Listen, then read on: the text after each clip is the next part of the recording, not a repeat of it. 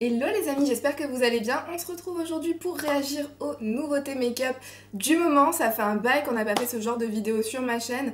C'est peut-être assez révélateur de à quel point je trouve que toutes les nouveautés du moment peuvent être un poil. On baille, on souffle. Surtout que c'est censé être la période de fête de fin d'année. Les marques sont censées nous envoyer leurs best, sont censées nous envoyer leurs meilleures sorties de l'année pour nous en mettre plein les yeux. Et on baille un peu quoi, on souffle. En tout cas, ça mérite quand même qu'on fasse le tour de tout ce qui a été annoncé jusqu'à maintenant. Je sais pas si on a eu toutes les annonces de sortie pour ces fêtes de fin d'année, parce qu'il y en a quelques-unes que j'attends avec grande impatience et qui n'ont toujours rien annoncé. Que se passe-t-il? On attend. J'ai regardé dans mes vidéos d'ailleurs de l'année dernière, je regardais les dates et les timings, tout ça. On avait déjà genre les Glam Face Palette qui avaient déjà été annoncées à cette heure-ci, au même moment l'année dernière. Donc pourquoi est-ce qu'on n'a pas plus de news sur les autres nouveautés qui nous attendent d'ici décembre? Est-ce que... Bref, c'est pas le sujet. Avant de commencer, pensez bien à faire tous les trucs YouTube. Enfin si, c'était carrément le sujet, qu'est-ce que je raconte? Mais bref, vous avez compris, on va pas s'éterniser là-dessus. On va regarder ensemble qu'est-ce qu'on en pense à vos claviers. Pendant qu'on parcourt les nouveautés, n'hésitez pas à me dire votre avis à vous, parce que ça m'intéresse autant, j'allais dire ça m'intéresse autant que mon avis à moi. Ouh, il y a le melon qui commence à gonfler là. Non, je voulais juste te dire que c'est aussi, peut-être même plus intéressant d'avoir l'avis de toute la communauté par rapport au mien. Eh bien d'accord, je suis pas narcissique à ce point. Allez, au hasard, on va commencer chez Tarte et la palette qu'ils ont lancée à l'occasion de leur sortie automnale qui s'appelle la Man Eater After Dark. Donc c'est une grande palette qui contient, laissez-moi compter, 24 fards à paupières et qui est sur le thème de l'automne, tout simplement. On a tout ce qu'il faut pour l'automne, on a les couleurs orange et brique, on a les couleurs burgundy, on a du vert, on a du jaune, on a du prune. En plus vous avez certains pans qui ont des petits embossements, donc qui rendent la palette un petit peu, qui rendent la palette très attractive, je trouve, au niveau de quand on pose son regard dessus. Non, cette palette est très bien constituée par Tarte, c'est juste que, alors déjà, moi, ces grands formats, ça fait 1 million de fois que je vous le dis sur ma chaîne, mais moi, dès que les formats sont un petit peu plus grands que les 18 fards, je commence à galérer un petit peu, c'est un petit peu trop de fards pour moi, le format est un petit peu trop encombrant, j'ai souvent du mal à les ranger, donc du coup je ne pense pas à les sortir, blablabla, bref. Le format déjà pour moi c'est pas trop ça, je la trouve belle, mais je me dis que c'est peut-être un petit peu trop... Comment dire? J'ai l'impression de voir ce genre de color story passer depuis genre 2019 et que tous les ans on a une palette dans ce style là, pas forcément chez Tarte, je parle de n'importe quelle marque, qui nous combine du jaune, du vert, du orange et du burgundy. Donc la palette en soi est très belle, si elle était sortie il y a 2-3 ans, je pense que j'aurais été la première à me jeter dessus, mais là j'ai l'impression de tourner un petit peu en rond, j'ai envie de voir des choses un petit peu plus stylées, des choses un petit peu plus innovantes, etc. Donc même si je trouve que la palette est très belle, très bien réussie, c'est des belles formulations, mais cette palette là, je sais pas, il y a un truc qui me freine, j'ai l'impression qu'on est un petit peu resté trop coincé en 2019 avec cette color story, même si vous voulez mon avis, la color story mérite un 20 sur 20. Si on pense à l'automne, il y a tout ce qu'il faut pour l'automne là-dedans, mais ça sera sans moi. Enfin, je dis ça, vous savez que sur ma chaîne, on est à l'abri de rien. Le nombre de fois où je vous ai dit que ça se fera sans moi, et finalement, j'étais la première à courir dessus, Ensuite, j'ai envie de vous parler d'une collection, d'une des dernières collections de chez Colourpop. Alors Colourpop, j'en parle très rarement dans ce genre de vidéo, tout simplement parce que pour moi, c'est une marque qui sort tellement de nouveautés, genre toutes les semaines, il y a 2 ou 3 palettes différentes, 2 ou 3 collections différentes qui sont lancées. On met du temps à les avoir en France, donc j'en parle jamais parce que je me dis que ça n'a aucun intérêt. Le temps que, même que je publie, j'allais dire le temps que je reçoive une commande, si éventuellement j'avais envie de craquer, mais non, le temps que je publie une vidéo, genre ça va me prendre quelques jours. À partir du moment où je l'ai filmée et où j'ai pu vous parler de la nouveauté, cette nouveauté est déjà out parce que Colourpop en a sorti 10 autres derrière, donc j'en parle très rarement, mais celle-ci j'avais juste envie de vous en parler parce que c'est une collection avec, c'est une collab avec Harry Potter. Harry Potter qui est ma saga préférée de tous les temps. All times, Harry Potter, moi c'est... Donc cette collection, j'ai envie de craquer. Je pense qu'elle doit déjà être out of stock. Ouais, elle est sortie depuis le 8 septembre, donc à mon avis, là, elle est déjà out of stock. J'ai pas craqué dessus, comme vous l'aurez compris. Je sais très bien que la palette, Voilà, je vous disais juste à l'instant, les grands formats et moi, ça le fait pas. J'ai déjà une palette de Colourpop dans ce format-là, je ne m'en sers strictement jamais, même si elle est canon. J'aime bien les formulations Colourpop. La palette aussi, je la trouve assez innovante. Enfin, je trouve qu'elle colle très bien au thème Harry Potter parce que vous avez les couleurs rouge orangé de Gryffondor, vous avez les couleurs jaunes de Poufsouffle, vous avez le bleu de Serre d'Aigle et vous avez le vert de Serpentard. La palette est parfaite. La collab est parfaite. Le packaging est parfait parce que sur la palette, Vous voyez, j'ai l'impression qu'il y a une carte du maraudeur pour les fans d'Harry Potter qui me suivent. Manifestez-vous dans les commentaires, on est ensemble. Il y a une carte du maraudeur sur l'intérieur du packaging de la palette. Vous voyez les petites marques de pas. Mais pourquoi j'ai pas craqué là-dessus? Mais je suis folle, moi. Ah, plus je la regarde, plus je regrette. J'allais voir sur le site de Colourpop si elle est encore dispo, parce que... Non, le packaging est ouf. Le packaging est ouf. Et il y a des verts et des bleus et des jaunes dedans qui sont ouf. Ah ouais, non. Pourquoi j'ai fait ça? Pourquoi La tête du regret, c'est celle-ci. Regardez bien, c'est ce qu'on appelle les regrets. Bref, vous l'avez compris, je trouve que cette collection est juste canon. Elle est canon. Elle est canon. Et pourquoi est-ce que j'ai pas craqué dessus? Les fans Harry Potter. Ah! Ensuite, j'ai envie de vous parler de la palette 50 Shades of Beige de chez Dior. Je vais juste passer rapidement dessus parce que ça, c'est juste la blague. J'ai pas compris pourquoi Dior avait sorti leur palette de 5 fards avec 4 teintes de beige et un fard marron. Si quelqu'un sait, si quelqu'un a la réponse, n'hésitez pas à me le mettre dans les commentaires parce que moi, à ce jour, elle s'appelle comment? C'est la Golden Bouquet Natural Beige, donc ils assument parfaitement leur choix. Si quelqu'un a une réponse, mettez-nous là dans les commentaires parce que je pense qu'on est nombreuses à se poser des questions. Ensuite, on enchaîne parce qu'il y a beaucoup de choses, La collection de Noël de chez Tarte, tout à l'heure je vous parlais de la palette Man Eater, qui je pensais était pour l'automne, mais je veux la voir réapparaître aussi dans cette collection pour les Holiday 2022. Il y a plein de choses, comme d'habitude Tarte c'est un peu comme Too Faced, ils font des méga lancements avec plein de choses, vous avez des kits de palettes, vous avez des kits pour le teint, vous avez des kits pour les lèvres, des kits pour les yeux, vous avez tout ce qu'il vous faut en kit. Il y avait une époque où je craquais à chaque fois pour leur palette de blush, mais cette époque est révolue. Les blushs de chez Tarte sont en super qualité, mais c'est vrai que d'une palette à l'autre, enfin d'une collection de fête de fin d'année à l'autre, donc d'une palette pour le teint à l'autre, elles sont pas toutes fabriquées au même endroit. Des fois vous avez la même qualité que dans les monos des Amazonian Clay Blush, qui sont les blushs phares de la gamme et perso que j'adore. Des fois vous avez cette qualité là, des fois vous avez une qualité qui est un petit peu moins basse. Donc les fois où vous avez la même qualité, ça vaut le coup parce que si c'est des teintes qui vous attirent, plein de teintes pour moins cher. Par contre pour les fois où c'est pas la même qualité, là on est un petit peu plus deg. J'en avais pris une fois qui m'avait blasé parce que pour moi c'était pas du tout la qualité habituelle et depuis je n'ai plus jamais recraqué dessus. La palette de cette année en plus, alors il y a deux palettes, il y en a une avec 4 fards, 3 blushs, un highlighter. L'autre vous avez 6 fards, vous en avez 5 blushs et un bronzer. À l'heure actuelle sur le site de Sephora, il me semble qu'il n'y a que celle de 6 fards qui est déjà sortie. Vous avez le kit de 2 palettes aussi qui est sorti, vous avez un kit pour les lèvres aussi je pense, donc je vais parler que de ça. La palette de 6 fards, je sais déjà que il n'y a que 2 fards sur 6 qui m'intéressent à l'intérieur, donc ça ne vaut absolument pas le coup. Et en plus, comme je vous disais, j'étais un petit peu traumatisée. Le Park Ave Princess, là, le bronzer, je crois que c'est la version lumineuse sur ma carnation qui ne se voit absolument pas. Donc si vous avez le genre de même teint que moi, light medium, c'est peut-être pas ouf. C'est peut-être pas ouf. Donc vous l'avez compris, cette collection, je passe sans aucun scrupule. Alors je cherche une palette de chez Patrickta que je galère à trouver depuis tout à l'heure, mais elle est où? Où es-tu?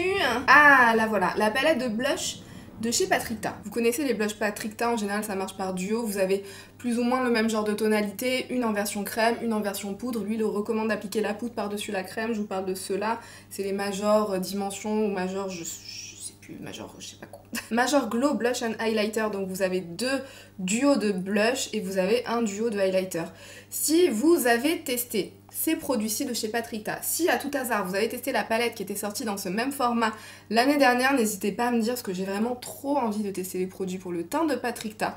Si ces palettes-là sont dans la même qualité que les monos pour lesquels on entend tellement vanter la beauté de ces produits, n'hésitez pas à me le dire, parce que franchement, je lorgne pas mal dessus. Les teintes qui sont à l'intérieur de cette palette-là m'intriguent pas mal, surtout le duo du milieu, là, qui est un petit peu plus rouille, vous connaissez. Mais j'aime bien aussi le duo rosé et le highlighter, ça peut être sympa de tester. Je sais pas s'il y a d'highlighter dans ce format-là, déjà dans la gamme de Patrickta, donc ça pourrait être hyper intéressant.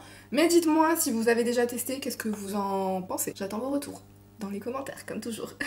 Ensuite, nous allons parler de la méga collection lancée par Pat McGrath pour ses fêtes de fin d'année. Normalement, si tout s'est bien passé, il y a la revue sur la grande palette, la Mothership Mega, qui est déjà publiée sur ma chaîne. Vous savez que tous les ans, je saute dessus. Mais il y a plein de choses dans cette collection. Elle a pensé à tout le monde. Il y en a pour tous les goûts. Je trouve que c'est assez smart comme lancement de collection. Après, moi, je vais pas vous cacher que dans son ensemble, je pense que c'est la collection qui me fait le moins rêver chez Pat McGrath, les collections de fêtes de fin d'année, je parle bien. Je pense que c'est peut-être celle qui me fait le moins rêver, mais il n'empêche que je trouve qu'elle est très smart. Je vais vous expliquer pourquoi. Vous avez la grande Mothership Mega. Vous savez que Pat McGrath, il y a une grande partie de sa fanbase qui la supplie depuis des années de sortir des fards colorés et des fards mat et des fards mat colorés. Et elle a répondu à cette attente dans cette Mothership Nirvana. Je trouve ça hyper smart parce que je pense que Pat McGrath, même si on a l'impression qu'elle nous sort des palettes très colorées dans ses Mothership classiques, je pense que l'esthétique globale de la marque, c'est quand même du neutre. C'est quand même du neutre. Parce que en général, il y a un fard pop hyper coloré qui nous attire le regard dans la plupart de ses palettes. Soit c'est du rose, soit ça peut être du bleu, du vert dans les toutes premières Mothership. Il y a toujours un fard qui attire le regard, mais si on couvre ce fard-là, tout le reste en général c'est neutre. Il y a eu du rouge aussi dans la 5, tout le reste c'est neutre. Donc pour moi l'esthétique de Pat McGrath c'est du neutre, quoi qu'on en dise, même si elle fait extrêmement bien ses fards lumineux, colorés, etc. Son esthétique, pour moi, c'est du neutre. Donc je trouve ça smart d'avoir mis dans une édition limitée, d'avoir répondu à cette attente de fards mat et de fards colorés, parce que c'est une palette qui sera là. Pour toutes les personnes qui avaient cette attente-là, ben voilà, vous avez cette palette, mais ça ne restera pas à long terme dans le catalogue de la marque pour qu'elle continue à avoir un catalogue cohérent avec son esthétique classique, vous voyez ce que je veux dire? Donc c'est très smart. Est-ce que c'est le choix que j'aurais préféré qu'elle fasse pour cette Mothership Nirvana? Si vous avez vu ma revue, vous savez que je suis beaucoup moins déçue que ce que j'aurais pensé l'être par rapport à cette palette, mais il n'empêche que pour moi les deux Mothership Mega des années d'avant où on avait ces lumineux de dingue, pour moi ça rivalise pas quoi, ça rivalise pas, c'était incroyable et moi c'est ça que j'attends chez Pat McGrath, j'attends des beaux fards lumineux avec des reflets, avec des paillettes, pas forcément des fards à effets spéciaux, même si quand elle en fait je suis aux anges. Et vous savez que moi tous les ans je craque sur ces Mothership Mega, donc vous comprenez pourquoi globalement je suis un tout petit peu déçue par cette collection, même si comme je le disais je suis moins déçue que ce que j'aurais pensé par la Nirvana, mais bon je peux vous dire d'avance que ça ne sera pas ma Mothership Mega préférée. Par contre pour la team comme moi qui préfère quand Pat McGrath sort beaucoup de fards lumineux et plus dans une gamme de neutres, elle a sorti deux mini palettes de 5 fards qui sont aux alentours des 30 €, qui sont magnifiques. Ça, j'aime beaucoup. Surtout que j'ai vu quelques revues sur ces petites palettes de 5 fards. Apparemment, la qualité est très chouette. Si vous vous rappelez des quads qu'elle avait sortis l'année dernière, on se faisait clairement arnaquer en termes de monnaie et en termes de qualité. Il n'y avait rien qui allait dans ces quads-là. Je trouve ça chouette qu'elle ait changé le format, qu'elle l'ait pas mis dans ses quads avec ses boîtiers qui doivent coûter excessivement cher. On l'a mis dans un format en carton. C'est moins cher, c'est à 30 € les 5 fards. Vous avez plein de lumineux et apparemment la qualité est très chouette. Donc ça, j'aime beaucoup. Il y a deux palettes pour le teint que je trouve aussi super chouettes. Le seul problème, c'est que la majorité des teintes sont des teintes qui existent déjà dans sa gamme permanente. Donc si vous avez déjà plusieurs de ces blushs, sachez que vous possédez la grande partie de ces palettes. À chaque fois, il y a un seul blush qui change. Qui n'existe pas dans sa gamme permanente plutôt. Sinon, tout le reste, c'est des teintes déjà existantes. Donc ça peut être un achat sympa pour quand il y aura le Black Friday, quand il y aura les grosses promos. Surtout pour les vacances, les trucs comme ça, je trouve ça super chouette d'avoir ce genre de palette. Là, il y aura 4 blushs, un highlighter à embarquer pendant les vacances de Noël ou quoi. Vous avez envie d'avoir des trucs hyper qualitatifs qui vont vous faire un super joli teint et avoir plusieurs teintes.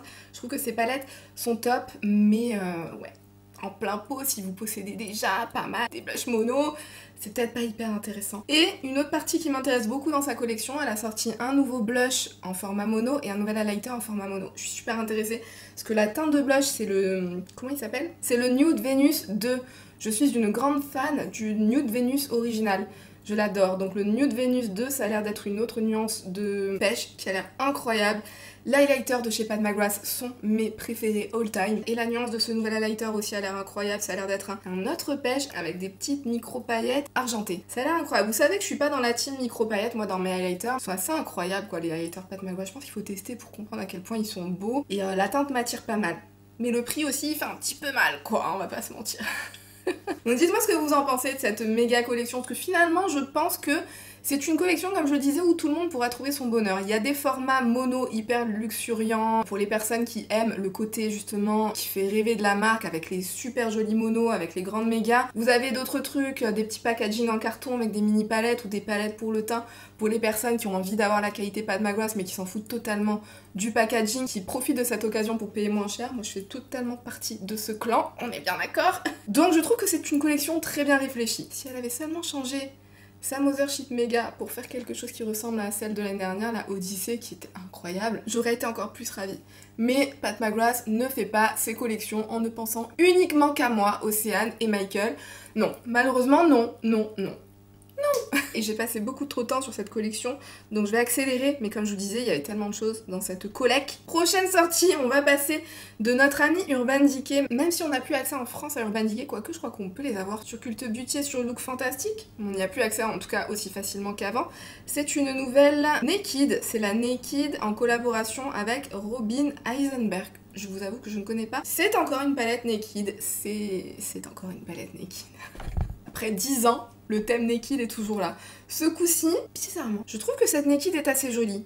Je pense que c'est notamment avec les 4 fards bleus qui sont tout au bout de la palette, je pense que c'est ça.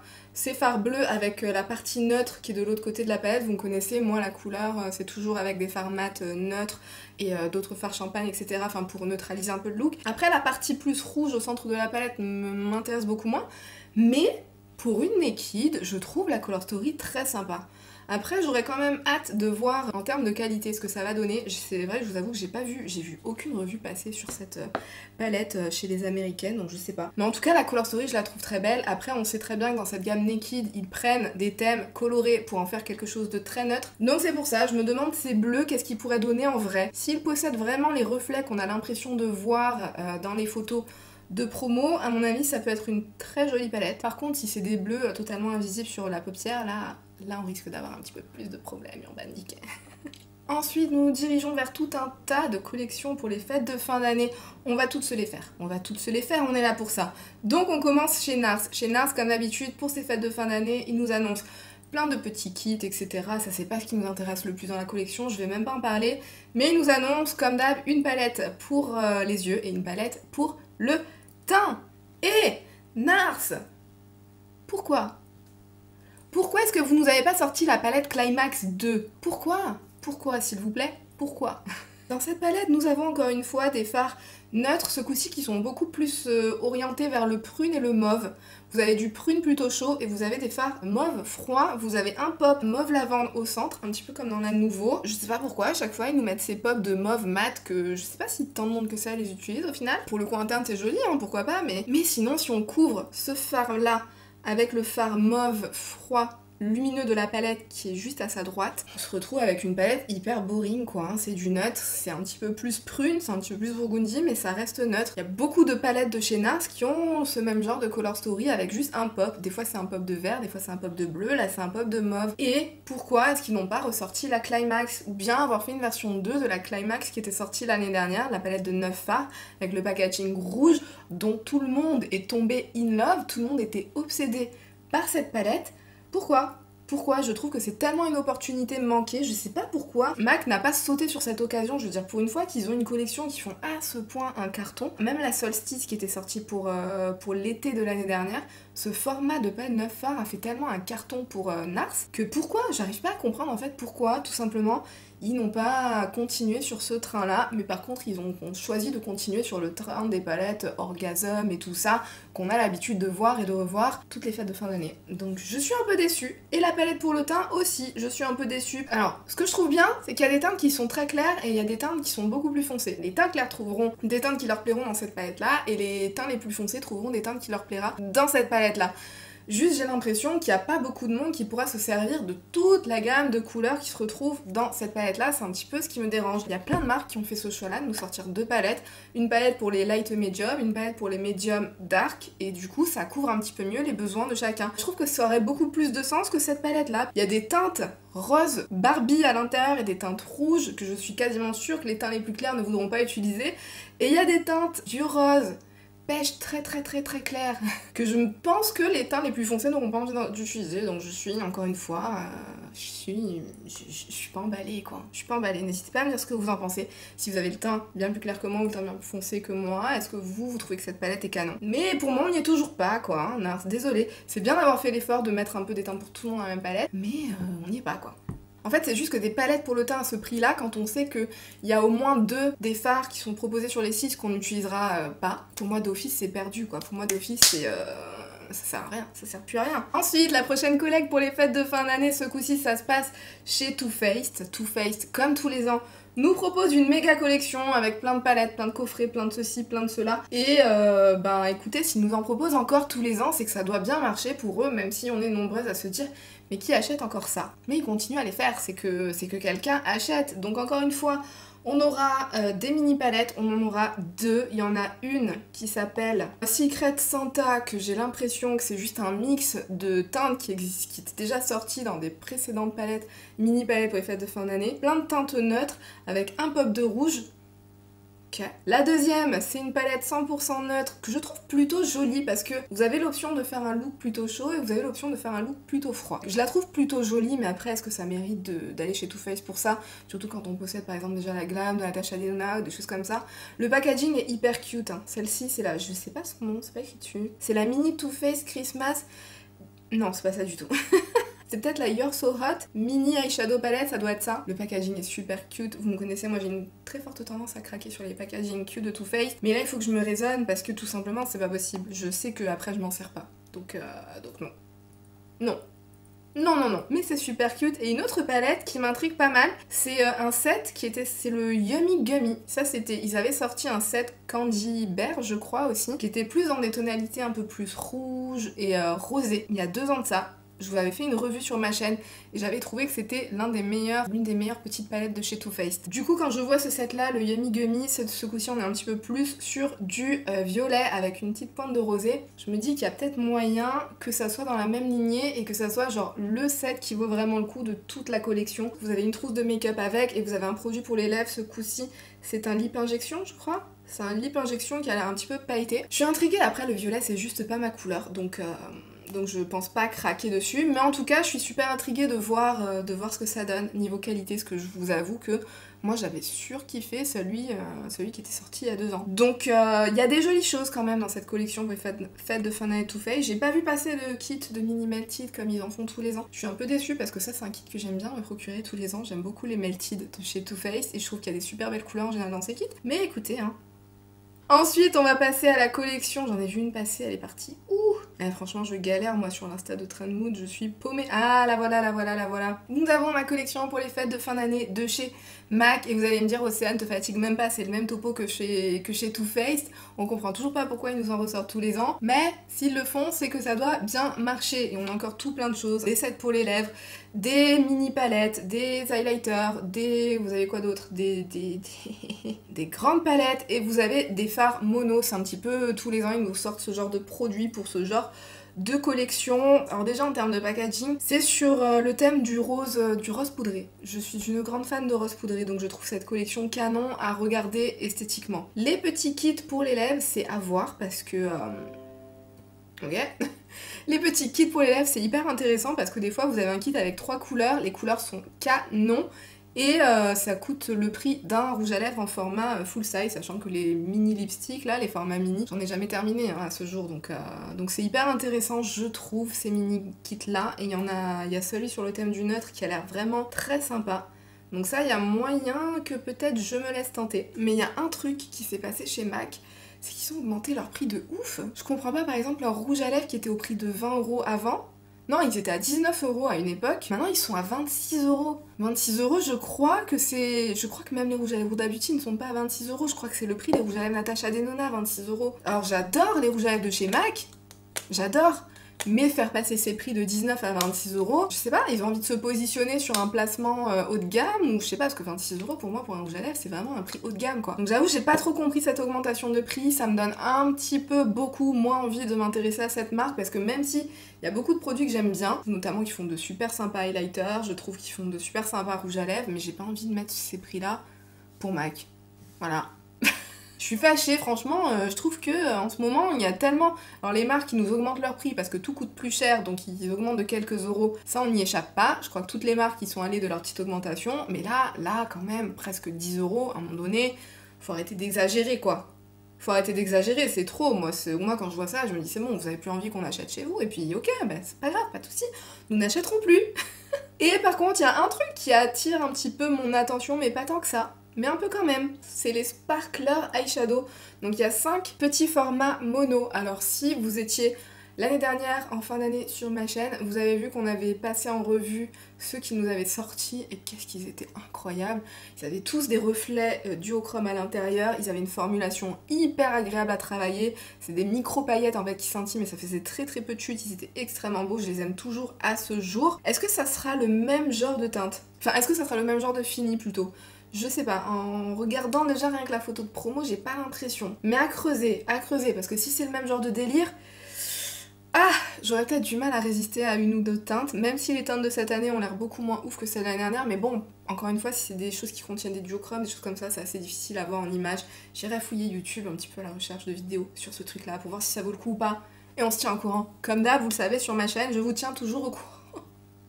Enfin, j'essaye. Voilà ce que j'en pense de la collection de Noël de MAC, hein, du vu et du revu et du re-revu. Les mini palettes, c'est encore plein de teintes de neutres qui nous collent. Le packaging est très joli, mais je trouve que ça vaut pas le coup. Surtout avec cette augmentation de prix, ça ne vaut pas le coup. Ensuite, on va passer à la palette pour les fêtes de fin d'année de chez Beauty Bay. C'est la The Dark Fantasy qui est déjà sortie depuis quelques temps et que vous n'avez pas vu passer sur ma chaîne, donc vous vous doutez que je ne compte pas forcément craquer dessus. Alors je trouve la color story assez sympa, mais mon problème c'est que j'ai l'impression qu'il y a une tendance à tourner en rond.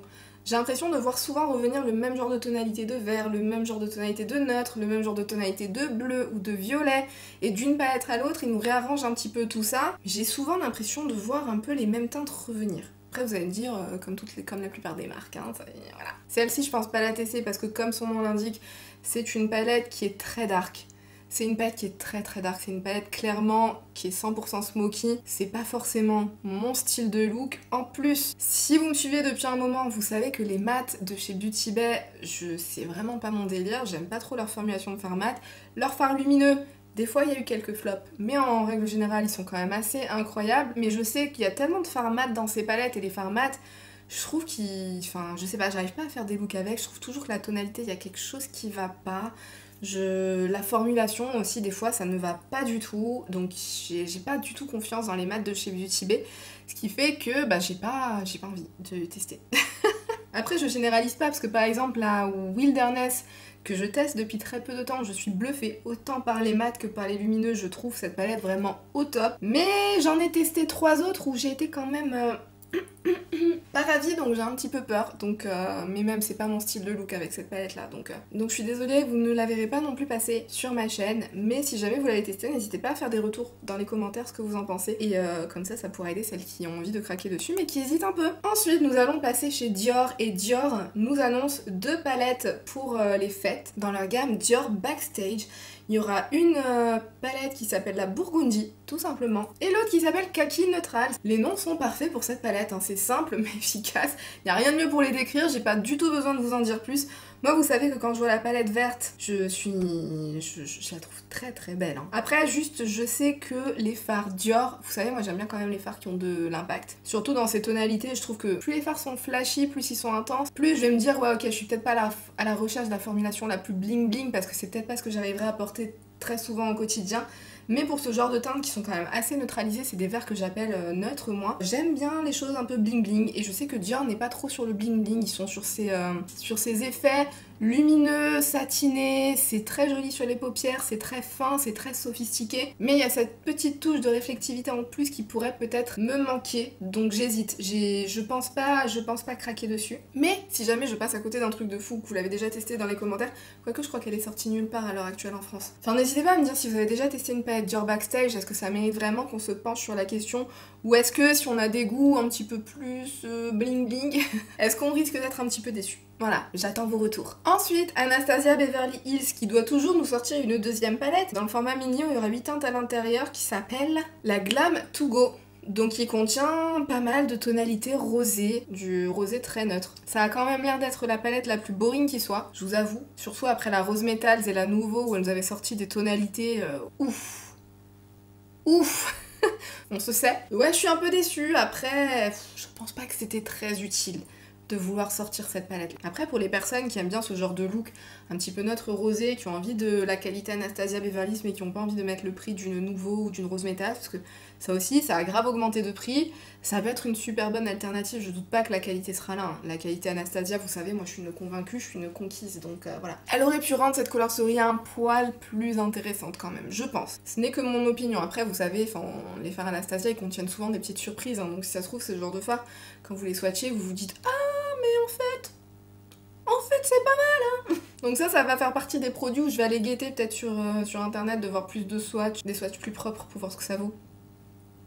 Ensuite, notre ami Viseart. Viseart, j'ai l'impression que ça fait un bail qu'ils ont rien sorti. Là, ils ont sorti une palette pour l'automne, je crois, ou pour les fêtes, je ne sais pas trop. C'est la palette The Étendue Palette in Le Marais. Elle est très jolie. Elle est très jolie, de toute façon, Viseart, c'est du classique Viseart, quoi. Ils nous sortent des fards neutres, avec quelques fards qui sortent du lot. Il y en a deux, j'ai l'impression, qui ont l'air d'être duochrome. J'ai l'impression qu'il y a une espèce de vert citron, de doré vert citron, avec un autre fard qui a l'air d'être un duochrome entre peut-être le mauve, le gris et le bleu. Donc je serais quand même assez curieuse de tester une formulation duochrome de la part de Viseart, parce que je crois pas qu'ils en aient sorti jusqu'à maintenant. Viseart, même si l'année dernière, la seule palette que j'ai testée chez eux, ils m'ont un petit peu déçue, mais c'est quand même une marque qui me manque, parce que ça fait partie, mine de rien, des marques de palettes de fard à paupières que je trouve hyper qualitatives. C'est des palettes qui sont parfaites pour tous les jours. C'est des palettes avec lesquelles vous réfléchissez pas pour vous constituer un look, vous mélangez les fards n'importe comment entre eux. La plupart du temps, ça marche super bien. Et même si vous voyez des pops de jaune par exemple, vous vous dites je porte jamais moi du jaune. En général, les formulations de chez Viseart le rendent hyper portable. Donc je la trouve jolie quand même. Hein. Après, c'est juste qu'au centre de la palette, je vois un violet, je vois un orangé rouge. C'est pas mon délire de teinte. Mais la palette est très jolie. Puis vous avez l'extérieur, on dirait du cuir. On dirait un effet faux cuir en fait. Je pense que la palette sera en carton comme d'habitude, mais je sais pas, en la regardant je trouve que ça donne un effet faux cuir, un peu comme un sac à main ou je sais pas, enfin après c'est du Paris Le Marais donc je sais pas, peut-être que je me fais des illusions, mais moi c'est ce que je vois, regardons ce packaging, donc j'aime bien le packaging, j'aime bien la palette. Est-ce que je craquerai? Je sais pas, parce que la gamme étendue elle est quand même assez chère. J'aimerais bien qu'il repasse au format, vous aviez aussi 12 fards à l'intérieur mais c'était plus petit, je me rappelle plus le nom de ce format là, mais je suis sûre que vous voyez, il y avait la Spritz par exemple qui était sortie dans ce format là, qui était trop bien. J'aimerais bien qu'ils ressortent ce format-là parce que c'est plus abordable et on est bien d'accord qu'on n'a pas besoin de plus de quantité à l'intérieur de nos pannes de fards à paupières. On en a suffisamment des fards, hein, c'est bon, c'est pas la peine d'augmenter tout. Hein. Ensuite, on va passer à la petite blague de Natasha Denona qu'elle nous fait tous les ans maintenant depuis 2 ans. Elle nous sort une nouvelle palette en format Baby et cette fois-ci, ça sera la Baby Gold.